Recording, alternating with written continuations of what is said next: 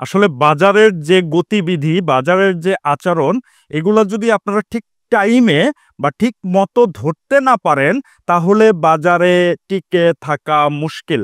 সারা জীবনই আপনারা লস করবেন, অলওয়েজ লস করবেন। আসলে এই বাজারটা একটা সাইকোলজিক্যাল গেম, সাথে টেকনিক্যালটা যদি আপনি মিলাইতে পারেন, আপনার জন্য বাজার খুবই, খুবই ভালো জায়গা। এই যে বাজারে ইন্ডেক্স পড়তেছে অনেক পয়েন্ট, প্রায় 100 পয়েন্টের উপরে বাজার পড়ে গেছে। আমি কিন্তু কোনো মতেই প্যানিকড হই নাই। যেটা এসএল হিট করেছে সেটা এসএল নিয়ে নিয়েছি। আর যেইটা সম্ভাবনাময় স্টক আছে, সামনে যে স্টকটা ভালো করতে পারে বা যে সেক্টরটা ভালো করতে পারে, সেই দিকেই নজর দিয়েছি। আপনারা কি করেছেন? বাজারে চলেছেন উল্টো পথে। বাজারে বিভিন্ন টাইপের নিউজ আসছে, ভালো নিউজ, খারাপ নিউজ, সেই নিউজের পিছনে ছুটে ছুটে আপনাদের টাকাটা অলমোস্ট অর্ধেক করে ফেলছেন। অর্ধেক না, অনেকেরই পোর্টফোলিওর অবস্থা তো আমি দেখি, অনেকেরই পোর্টফোলিওতে 80%, 90% বা 70% এর মতো পোর্টফোলিও নাই। কি কারণে হয়েছে? এই কারণটা আসলে আমরা খোঁজার চেষ্টা করি না। যাই হোক, আজকে বাজার নিয়ে বিশেষ বার্তা আছে আপনাদের সাথে এবং বিশেষ আলোচনা আছে, সাথেই থাকবেন আপনারা। তো বাজার নিয়ে আমি সর্বপ্রথমে একটু ইন্ডেক্স নিয়ে কথা বলবো, দ্বিতীয়ত টেক্সটাইল সেক্টর নিয়ে আপনাদের সাথে একটু আলাপ আলোচনা করব, এবং সামনে কোন সেক্টরটা ভালো হতে চলেছে এবং কোন আইটেমগুলো আপনারা আপনাদের হোল্ডিংয়ে রাখতে পারেন বা আপনাদের ওয়াচ লিস্টে রাখতে পারেন, সেই বিষয়াদি নিয়ে বিস্তর আলোচনা করব। অবশ্যই অবশ্যই আপনারা আমার সাথে থাকবেন একদম সম্পূর্ণ ভিডিও পর্যন্ত। আপনাদের জন্য কোর মেসেজ আছে। প্রত্যেকবারই আমি আপনাদেরকে কিছু না কিছু মেসেজ দেওয়ার চেষ্টা করি, আপনারা কিভাবে দেখেন আই ডোন্ট নো, বাট আমি আমার দায়বদ্ধতার জায়গা থেকে আপনাদেরকে এই মেসেজগুলো দেই। এবং প্রিভিয়াস হিস্ট্রিতে আপনারা একটু চেক করে দেখবেন যে যেগুলা বলেছি সেগুলোর বাজারের সাথে কি টাইপের আচরণ করেছে। হ্যাঁ, বাজারটা এখন শর্ট, আপনাকে শর্ট চিন্তা করতে হবে। লং চিন্তা করলে এই মুহূর্তে হচ্ছে না, আজকে বাড়লে 2 দিন পরে আবার কারেকশনে যাচ্ছে। বাট কিছু স্টক বা কিছু সেক্টর আছে সম্ভাবনাময় যা র্যালি করতে পারে, সেই বিষয়াদি নিয়ে আপনাদের সাথে সামনে আলোচনা করব। তো সর্বপ্রথম আমি একটু টপ গেইনার দেখি। এই যে টপ গেইনারে আজকে লিড কে দিছে? বাজার মাইনাস হয়েছে, যে 8.36 মাইনাস হয়েছে, বাট লিড দিয়েছে কে? ব্যাংক। আমি ব্যাংক নিয়ে তেমন একটা আশাবাদী না। অনেকেই আজকে ব্যাংক বাড়তে দেখে অনেকেই কিনেছে, বাট আগামী দিন যে স্লো হবে না সে কথা আমি বলতে পারছি না। তবে ভালো, যাদের হাতে ব্যাংক ছিল তাদের মনে একটু শান্তি পাচ্ছে। আমি চাই যে সবগুলা সেক্টরই, সবগুলা স্টকই ঘুরে ফিরে রোলিং করে প্রফিট দেখ। যারা আটকে আছে তারা বাড়াইতে পারে, বা যারা একটু প্রফিটের আসে সেই স্টকটা নিয়ে বসে আছে তারা সেইখান থেকে প্রফিট মেক করতে পারে। আসলে সেই জায়গাটাতে প্রফিট কিভাবে টেক করবে সেইটাও আসলে আপনারা ঠিক মতো জানেন না। আমার যতটুকু ধারণা, যে কমেন্টসগুলো পাই বা যে মেসেজগুলো আমি আমার হোয়াটসঅ্যাপে পাই, সেইগুলা দেখে আমার খুবই কষ্ট লাগে যে আপনারা কি নিয়ে যে বাজারে আসছেন, আই ডোন্ট নো। আপনাদের কাছে সেই গাইডটাই দিব। এই যে মিডল্যান্ড ব্যাংক, এনআরবি ব্যাংক, তারপরে হচ্ছে যে ইউসিবি ব্যাংক, ব্যাংকে আজকে বেশ ভালো চলে এসেছে। কিন্তু ব্যাংক নিয়ে আমি আহামরি আশাবাদী নয়, তবে হাতে গোনা কয়েকটা ব্যাংক ভালো করলেও করতে পারে। বাট ব্যাংক অনেক বড় শেয়ার, তো অনেক ভারী শেয়ার, এগুলো টানতে বাজারে মানি ফ্লো অনেক প্রয়োজন। তো আজকে বাজারটাকে বেশি কারেকশনের হাত থেকে ব্যাংকগুলা বাঁচাইছে, আমি এতটুকুই বলবো। তো বাজারটা ধরে রাখার জন্যই ব্যাংকগুলা আলটিমেটলি সিনে এসেছে। তো আপনারা ব্যাংক নিয়ে আহামরি আশাবাদী তেমন হয়েন না। T+2 T+3 দিনে প্রফিট থাকলে টুকটাক প্রফিট বুক করাটাই শ্রেয় আমি মনে করি। আর ইন্ডেক্স নিয়ে তেমন একটা কিছু বলার নাই। ইন্ডেক্স কত দূরে সাপোর্ট আছে, কি আছে, আমি আপাতত ইন্ডেক্স কোনো মতেই দেখতেছি না। আমি দেখতেছি কোন স্টক বা কোন সেক্টরটা সামনে ভালো করতে পারে। ইন্ডেক্সের কারণে হ্যাঁ, আমার 2টা স্টক এসএল হিট করেছে, সেই 2টা স্টক এসএল আমি নিয়ে অন্য কোনো সেক্টরের স্টকে এন্ট্রি নিয়েছি। সেইটা থেকে আশাবাদী যে আমার ওই এসএল এ যে পরিমাণ লস হয়েছে 4-5%, সেইটার থেকেও বেশ ভালো পরিমাণ প্রফিট আমি গেইন করতে পারবো। আপনারা এই সাইকোলজিটা ঠিক রাখেন না, যে স্টপ লস আপনারা একটা ধরে রাখলেন, সেই স্টপ লস অনুযায়ী আপনারা স্টপ লসটা নেন না। ওটা আবেগী হয়ে, বাজারে আবেগী হলে চলবে না ভাই, সত্যি কথা, বাজারে আবেগী হলে চলবে না। আমি বারবার করে আপনাদেরকে এই বিষয়টা বোঝানোর চেষ্টা করছি। প্যানিকেও আপনারা প্যানিক হবেন না। নিউজের কারণে বাড়তেছে তাই দেখে সবাই কিনতেছে, ওইটা দেখা দেখি করে আপনিও কিনতেছেন। আসলে বাজারে একটু বিপরীত চিন্তা করতে হবে। তো চলেন আমি টেক্সটাইল সেক্টর নিয়ে আপনাদের সাথে আলোচনা করব। টেক্সটাইল সেক্টরের বর্তমান অবস্থা কি, আমি প্রিভিয়াসে টেক্সটাইল সেক্টর নিয়ে আপনাদের সাথে কি আলোচনা করেছিলাম সেই বিষয়াদি নিয়ে একটু জানার চেষ্টা করি। এই যে দেখেন টেক্সটাইল সেক্টর, এই যে এই দিন 6 এপ্রিল, যেই দিন হচ্ছে শুল্ক নীতির ঘোষণাটা আসলো, সেই দিনই আমি ভিডিওতে বলেছিলাম আপনারা সুযোগ পেলে এইখান থেকে বের হয়ে যান। আপনাকে কিন্তু সুযোগ দিয়েছে বাজার। আপনি বলতে পারবেন না বাজার আপনাকে সুযোগ দেয় নাই। আপনার 5% লস থাক, 10% লস থাক বা কেনা দামের আশেপাশে থাক, আপনাকে কিন্তু বাজার সুযোগ দিয়েছিল। আপনারা সেই সুযোগটা নেন নাই। এখন যারা নেয় নাই তারা আমাকে নক করে, "ভাই এখন কি করব?" ৬ এপ্রিল থেকে যে আজকের ডেট পর্যন্ত ১৭ এপ্রিল পর্যন্ত এই সময় থেকে প্রত্যেকটা টেক্সটাইলের স্টক ১০-১৫% কারেকশন হয়ে গেছে। আপনারা দেখেন প্রত্যেকটা স্টক। এবং পরবর্তীতে যখন শুল্ক নীতি স্থগিত করলো ৩ মাসের জন্য, এই যে এই দিন, এই যে উপরে উঠছে, সেই দিন আমি ট্রেড আওয়ারে কমিউনিটি পোস্টের মাধ্যমে আপনাদেরকে জানিয়েছি এবং ওই দিন বিকেলেও আমি আপনাদেরকে ভিডিওর মাধ্যমে জানিয়েছি যে আজকে বাজারে কি ঘটে গেল। এই যে দেখেন, এই যে আমি প্রথমে ৬ এপ্রিলে দিয়েছি, পরবর্তী সপ্তাহের ভিডিওতে আমি দিয়েছি যে কি হতে পারে। এই ২টা ভিডিও আমার চ্যানেলে দেয়া আছে। আপনারা চাইলে একটু দেখে আসতে পারেন যে ওইখানে আপনাদের জন্য কি বার্তা ছিল। এই যে দেখেন, এই যে আলিফটা এই যে ৳৫০ ঘরে ছিল এবং পরবর্তীতে সেটা ৳৫৩ উঠছিল। ওই যেই দিন হচ্ছে পরবর্তী স্থগিত করলো। আপনারা চাইলে সেদিন সুযোগটা নিতে পারতেন। এইরকম প্রত্যেকটা টেক্সটাইলের স্টক এরকম আপনাকে সুযোগ দিয়েছে বের হওয়ার জন্য। বাট আজকে দেখেন, আজকে কি হয়েছে, আজকের দিন পর্যন্ত দেখেন সে কারেকশনে।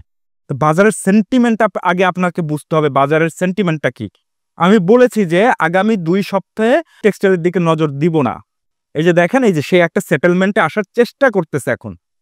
এখনো আসে নাই কিন্তু, এই কথা আপনারা ভুলভাবে নিয়েন না, কিন্তু মেসেজটা ভুলভাবে বুঝেন না। সেটেলমেন্ট হওয়ার চেষ্টা করতেছে। ওই সেটেলমেন্টটা হয়ে গেলে দেন শেষ পর্যায়ে যে এন্ট্রি নেব। আমার টাইমের দাম আছে বা আমরা টাইমিংটা ওইভাবেই করি। আমরা অন্য সেক্টর নিয়ে এখন ব্যস্ত। আপাতত টেক্সটাইল নজরে আছে, বাট এখনো এন্ট্রির পজিশনে আসে নাই। সো আপনি যদি ওই সময়টাতে বিক্রি করে দিতেন, তাহলে এই যে আপনার ১০-১৫% পোর্টফোলিওতে লস দেখাচ্ছে, এই লসটা আর এখন আর দেখাইতো না। আপনারা ওই ঘোড়ার পালের মতো, যে এখানে সবাই কিনতেছে দেখে নিউজ আসছে ভালো, সবাই কিনতেছে, এখানে কিনে অনেকেই ফাঁসছে। ডাইরেক্টলি আমি বলেছিলাম এইখানে অনেকেই ফেসে এইখানে এখন কাটচাচ্ছে যে ভাই ১০% তো অলরেডি লস হয়ে গেছে, ১৫% লস হয়ে গেছে, কি করবো এখন? ভাই আপনি বাজারের জিনিসটা বুঝেনি না, বাজারে কখন কি করতে হয়। আমি অলওয়েজ নেগেটিভ নিউজ যখন আসে তখন একটু ওয়েট করি। ওই নেগেটিভ নিউজের কারণে শেয়ারটা কত দূর পর্যন্ত যে সেটেলমেন্ট হয় তখন এন্ট্রি পয়েন্ট খোঁজার চেষ্টা করি। এইখানে যখন পজিটিভ নিউজ আসছে, এই নিউজে আমি বলেছিলাম আপনারা সুযোগ খুঁজেন এবং সুযোগ দিয়েছিল। সেই সুযোগটা আপনারা কাজে লাগান নাই। যেটা আমি বুঝতে পারি আপনাদের কমেন্টস দেখলে। অনেকেই এই ভিডিও ২টা দেওয়ার পরে আমাকে গালি দিছে পর্যন্ত। আমি আপনাদের গালিও খাইছি। খাইলাম ভাই, আপনাদের জন্য, সাধারণ বিনিয়োগকারী ভাই ব্রাদারের জন্য একটু গালি খাইলে আমার কোনো কিছু যায় আসে না। আমার চামড়া মোটা হয়ে গেছে এখন মানুষের কথা শুনতে। তো আপনারা ওই নিউজের কারণেও এই যে যাদের হাতে ছিল না টেক্সটাইল, তারাও আবার এই যে এই দিন, এই যে ১০ই এপ্রিল এই দিন এই টেক্সটাইল কিনে আবার ফেসে আছে, নতুন করে ফাটছে। এমনিতেই তো বাজার খারাপ, আবার নতুন করে ফাটছে এই জায়গাগুলোতে। তো ইন্ডেক্সের এখন সাপোর্ট কোথায়, কি আছে কোথায়, এখন খুঁজতেছেন। এখন বলবেন ভাই হ্যাঁ, টেক্সটাইল সেক্টর এখন কোথায় সাপোর্ট পেতে পারে বা কোথায় কি করব সেটার একটা গাইডলাইন দেন। তবে হ্যাঁ, আগামী কালকেই বাড়বে, আমি কিন্তু সেই কথা বলছি না। এই জায়গায় এই যে একটা বক্স আঁকাইছে, এই জায়গাটাতে সে রেঞ্জ বাউন্স তাকে করতে হবে। এই যে যেমন এর আগে যখন একটু পিক দিছিল, তার আগে দেখেন এখানে বেশ কয়েকটা দিন এখানে একটা রেঞ্জ বাউন্স ক্রিয়েট করেছিল। তার মানে এই জায়গাটাতে সে সেটেলমেন্ট হয়েছিল। এই সেটেলমেন্টের জায়গাটা এইখানে আসতে হবে, এখনই নয়। আপনারা হুট করে যাই কিনেন না, আগে দেখেন যে এই জায়গাটাতে কি হয়। যদি সেটেলমেন্ট না হইতে পারে তাহলে কিন্তু গন্তব্য আরো নিচে। আমি আবারও বলছি, সেটেলমেন্ট না হতে পারলে তাহলে গন্তব্য আরো নিচে। বাট এইখানে সেটেলমেন্ট হইতে হবে। তবে একটা দিক পজিটিভ, এখানে ভলিউম কমে গিয়েছে। যেহেতু ভলিউম কমে গিয়েছে সেহেতু এটা আর নিচে আহামরি আসবে না। তবে আপনারা দেখেই কালকে কিনবেন এমন না। যাদের অ্যাভারেজ করার প্রয়োজনীয়তা আছে বা যারা অ্যাভারেজ করতে চান, তাহলে তারা একটু ওয়েট করেন, অথবা পার্সোনালি আমাকে নক করেন কয়েকটা দিন পরে যে ভাই এখন টেক্সটাইল নিয়ে কি করা যায়। অবশ্য আমি আপনাদেরকে ভিডিও বা কমিউনিটি পোস্টের মাধ্যমে জানিয়ে দেব টেক্সটাইলের কখন কি করতে হবে। এই হচ্ছে টেক্সটাইলের অবস্থা। অন্যান্য স্টক নিয়ে আর কথাবার্তা বললাম না। এখন চলেন সামনে কোন সেক্টরগুলা ভালো করতে পারে বা কোন সেক্টরের দিকে আমরা নজর দিতে পারি সেই আলোচনাটা করি। সেই আলোচনার মধ্যে আসলে আপনাদেরকে আমি হিন্টস দিয়েছিলাম, অনেক আগেই হিন্টস দিয়েছিলাম। আমি যখন এই স্টকগুলোর দিকে নজর দেই তখনই কিন্তু আপনাদেরকে বলেছিলাম টেক্সটাইল বাদ দিয়ে অন্য সেক্টরের দিকে নজর দেন। এই যে দেখেন ইন্স্যুরেন্স, আমি এখনো আশাবাদী ইন্স্যুরেন্স নিয়ে। দেখেন এইগুলা কিন্তু বাড়তেছে। যে ডিজিআইসি 23 টাকার ঘর থেকে 31 টাকা 32 টাকার ঘরে চলে গেছে। ইউনিয়ন কয় টাকায় ছিল? 26-27 টাকার ঘরে ছিল, আজকে 29-30-এ ক্লোজ দিছে। অলরেডি এগুলো লিডার শেয়ার। কিছু সেক্টরের লিডার কি করতেছে সেটা দেখলে বোঝা যায়। এই যে দেখেন আমার পোর্টফোলিওর এইটা হচ্ছে যে বাই সেল কনফার্মেশন, যেটা হাউস থেকে পাঠায় ইমেলের মাধ্যমে, আপনারা জানেন অলরেডি। অনেকেই বলবেন ভাই আপনি এই শেয়ারগুলো নেন নাই, এই জন্য আমি আপনাদের সামনে নিয়ে এসেছি। অনেকেই কমেন্টসে এসে বলে আপনি ভাই মিথ্যা কথা বলতেছেন। এই যে দেখেন এইটা আমারই পোর্টফোলিও, আমার পোর্টফোলিও বাই সেল কনফার্মেশন। যে কবে কবে 25 মার্চ 2025-এ কি নাম ডিজিআইসি কয় টাকায় বাইরেট ছিল, এই যে 23 টাকা 66 পয়সা। যদিও এই স্টকটা আগে বিক্রি করে দিয়েছি, আজকে বিক্রি করি নাই, আমরা একটু আগেই বিক্রি করেছি, বাট এইখান থেকে প্রফিট আমরা গেইন করেছি। প্রফিট কম হোক বেশি হোক প্রফিট এসেছে এই খারাপ বাজারে।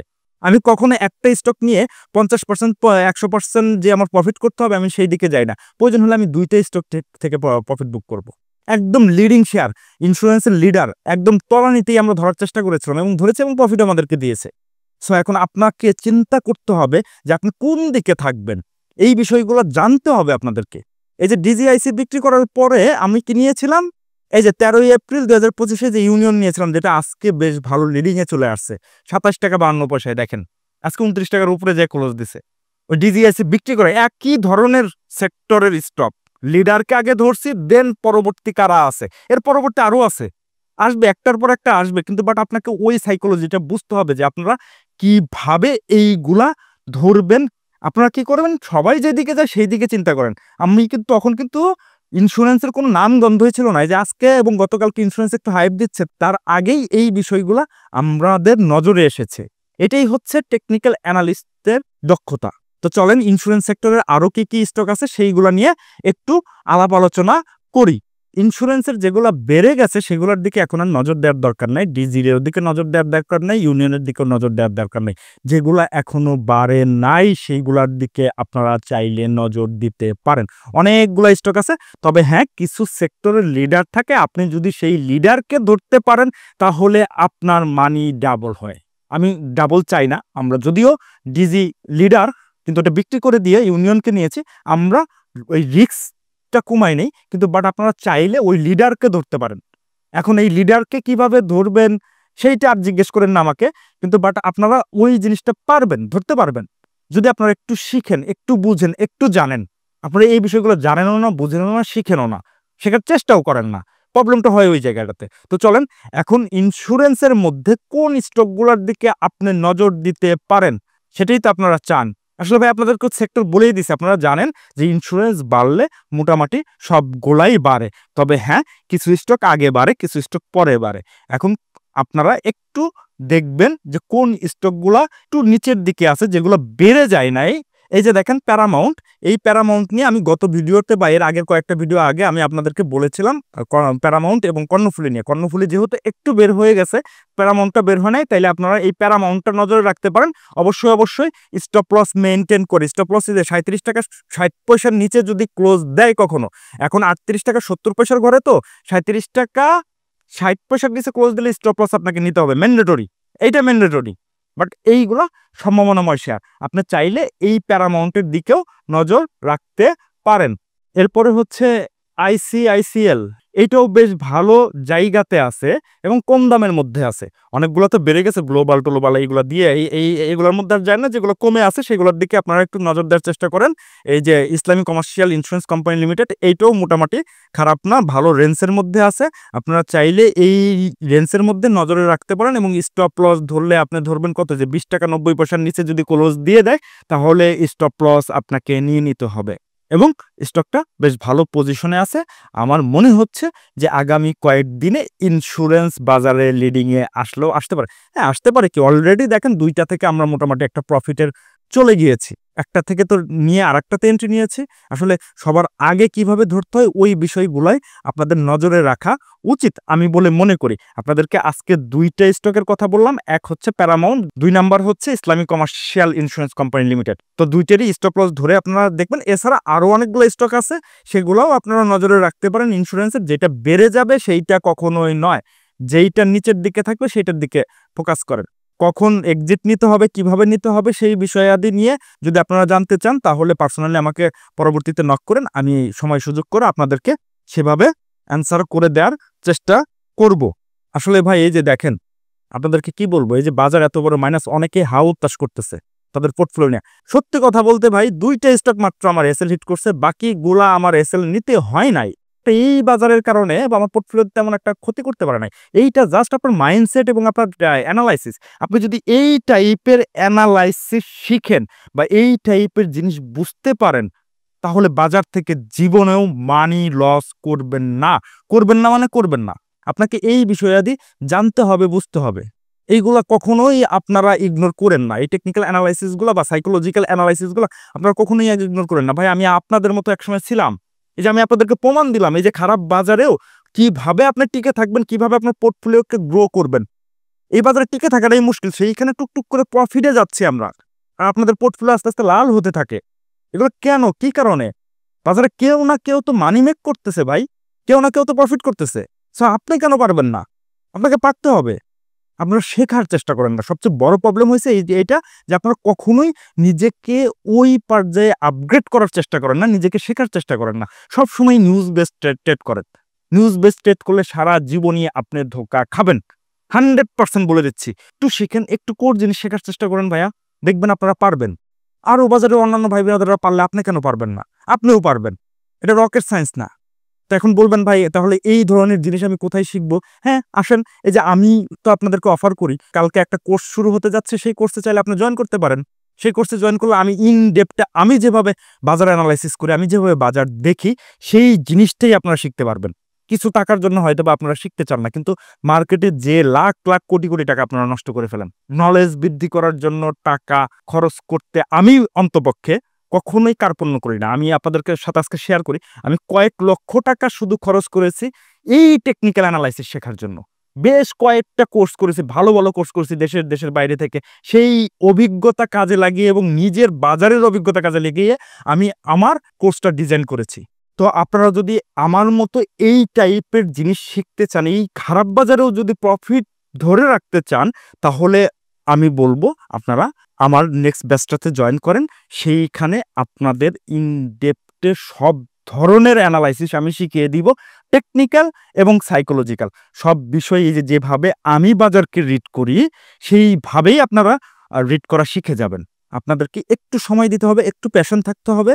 এই যে আগামীকালকে আমার নেক্সট ব্যাচ শুরু হতে চলেছে। অল্প কিছু সিট ফাঁকা আছে।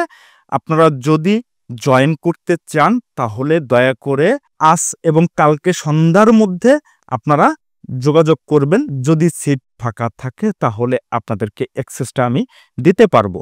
এই যে লস থেকে কিভাবে বাঁচবেন, নিজেকে কিভাবে তৈরি করবেন, ওই জায়গাটা তৈরি করার জন্য এই কোর্সটা জয়েন করতে পারেন। তো সময় আর বেশি নাই, মাত্র একটা দিন, আজকের দিনটা সময় আছে। কালকে শুক্রবার, কালকে থেকেই রাত্রে থেকেই আমার এই কোর্সটা শুরু হচ্ছে। এরপরে যদি আমি ক্লোজ করে দিই, আপনি 1000 বার নক করলেও এই ব্যাচে আপনাকে জয়েন করাইতে পারবো না। তখন আপনাকে আরো 1.5 মাস, আমার প্রত্যেকটা কোর্স শুরু হয় বা ব্যাচ শুরু হয় 1.5 মাস পর। তো আপনাকে আরো 1.5 মাস অপেক্ষা করতে হবে। তো এই 1.5 মাস আপনারা যাতে অপেক্ষা না করেন, কালকে থেকেই শুরু করেন। আপনারা মার্কেট স্ট্রাকচারটা সুন্দর মতো বুঝবেন। আরেকটা কথা বিষয় আমি আপনাদেরকে বলে দেই যে আমার এই কোর্সে যারা জয়েন করেন, তারা এই কোর্স চলাকালীন সময়ে আমি তাদেরকে কিছু বাই সেল ইনস্ট্রাকশন দেই। কিছু স্টকের, কিছু স্পেসিফিক স্টকের বাই সেল ইনস্ট্রাকশন দিই। সেইখান থেকে আপনারা ট্রেড করে আশা করি যে কোর্স ফিটা দিবেন, এই কোর্স ফির চাইতেও বেশি টাকা প্রফিট করতে পারবেন। আমি এই ট্রেডিং হেল্পটা করি আমার স্টুডেন্টদের জন্য। সো আপনাদের জন্য ভালো অপরচুনিটি। এই অপরচুনিটি যদি মিস না করতে চান তাহলে এই যে হোয়াটসঅ্যাপ নাম্বার দেওয়া আছে, এই হোয়াটসঅ্যাপে এখনই যোগাযোগ করুন। ভালো থাকবেন, সুস্থ থাকবেন। ধন্যবাদ।